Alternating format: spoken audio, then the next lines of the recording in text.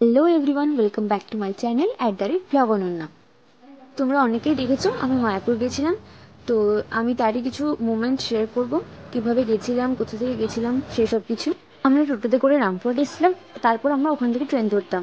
আর এটা আমাদের family trip ছিল, তাই কাকু কাকিমা বাবা মা সবাই ছিল। আমাদের ট্রেন খুবই লেট ছিল, তাই কেউ কেউ ঘুমিয়েও যাচ্ছিল, আবার কেউ কেউ গল্পও করছিল।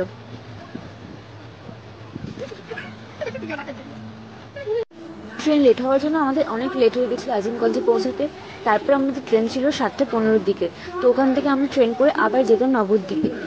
তো চলো যাওয়া যাক। আমরা নবদ্বীপে পৌঁছেছিলাম প্রায় 9:30-র দিকে। তো তারপরে আমরা এবার ঘাট পেরিয়ে মায়াপুর যাব। তো চলো যাওয়া যাক। আর দেখছো কেমন ভিউটা, সেটা না সেটাই লাগছিল, বাট আমরা নবদ্বীপের ভিউটা দিনের বেলা দেখিনি, রাতের বেলা দেখেছিলাম। অতটা ভালো লাগছিল না, বাট রাতের মধ্যে যে লাইটগুলো পড়ছিল না গঙ্গায়, ওটা খুবই সুন্দর লাগছিল। তো সকাল সকাল আমি শাড়ি পরে রেডি হয়ে গেছিলাম, কিছু সাইড সিনের মন্দির দেখার আছে, তো সেগুলো দেখার জন্য। আর এই দেখো আমাদের ফ্যামিলিরও সবাই রেডি হয়ে গেছে, তো সবাই মিলে যাচ্ছি আমরা সাইড সিন দেখতে। যতটুকু পেরেছি আমি ক্লিপ নেওয়ার চেষ্টা করেছি, কারণ যেহেতু মন্দির ছিল আর মন্দিরের ভেতরে বেশিরভাগই ফোন অ্যালাউ ছিল না, আর ক্যামেরাও অ্যালাউ ছিল না। তো সেই জন্য সব ক্লিপ নিতে পারিনি। আর এই দেখো, এটা হচ্ছে বাজার মায়াপুরের। এটা খুবই সুন্দর, মানে স্পেশালি গোপাল ঠাকুরের জন্য যদি তোমরা কোনো ড্রেস বা কোনো কিছু কিনতে চাও, তাহলে এটা সব থেকে ভালো। প্রত্যেকটা মন্দিরের ভেতরই খুবই সুন্দর ছিল, কিন্তু যেহেতু ফোন বা ক্যামেরা কোনো কিছুই অ্যালাউ ছিল না, তাই আমি তোমাদেরকে ভেতরটা দেখাতে পারলাম না। বৃন্দা মহারানী, তো ওটার ছবি তোলা যেত, তাই আমি ওটা তুলেছি। আর তারপরে আমরা খেতে একটা রেস্টুরেন্ট গেছিলাম, আমাদের খুব খিদে পেয়েছিল, সেজন্য খাওয়ার পরে আমরা এই মন্দিরটায় গেছিলাম। এটা একদম রেস্টুরেন্টের সামনেই ছিল। ব্রেকফাস্টে আমরা করেছিলাম পেটাই পরোটা, যেটা ওখানকার ফেমাস ছিল। আর এই দেখো, এই জলটাতে কত মাছ আছে, আর এই মাছগুলো কিন্তু অনেক পুরোনো দিনের মাছ।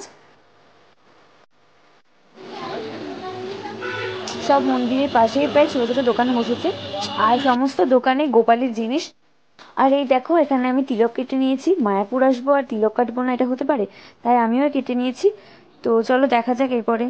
এটা হলো চাঁদ কাজীর সমাধি। চাঁদ কাজী হলেন এমন একজন মানুষ যিনি মুসলিম হয়েও হিন্দু ধর্মের প্রবক্তা ছিলেন। তো ওনারই সমাধি এটা। আর এটা হলো জগন্নাথ মন্দির। এই মন্দিরটা কিন্তু বাকি মন্দিরের থেকে একটু বেশি অ্যাট্রাকটিভ আর বেশি সুন্দর, কারণ এটার একটা সাইডে পুরো গোপালের বা অন্যান্য জগন্নাথ বলো, এই সমস্ত ঠাকুরের প্রায় একটা পুরো সেট করা আছে। আর চারিদিকে কাঁচ লাগানো আছে, আর ওখানে লেখাই আছে কাঁচে হাত দেবেন না, মানে আর তুমি দেখতে পারো বাট কাঁচে হাত দেওয়া হবে না। আর এখানে প্রত্যেকটা মন্দিরে খুব সুন্দর ফুল আর ধূপের গন্ধ। এই মন্দিরটা চারিদিকটা শুধু একবার দেখো।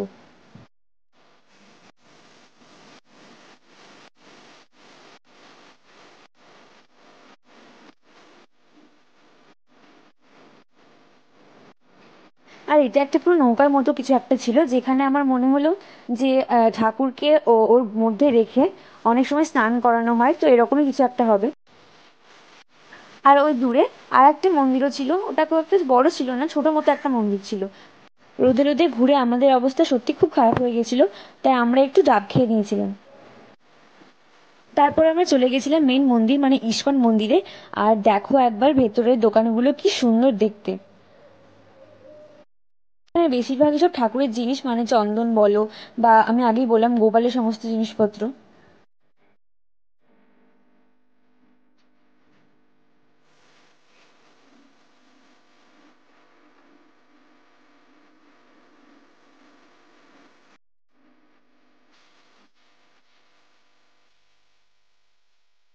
আর এই দেখো বাইরে থেকে মন্দিরটাকে।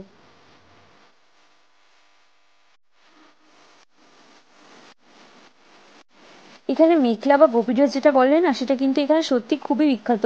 তোমরা যদি কেউ কিনতে চাও তাহলে আসতে পারো। এরপর আমরা ওখানে কিন্তু ভোগ খেয়ে নিয়েছিলাম, তো এই হলো ভোগ।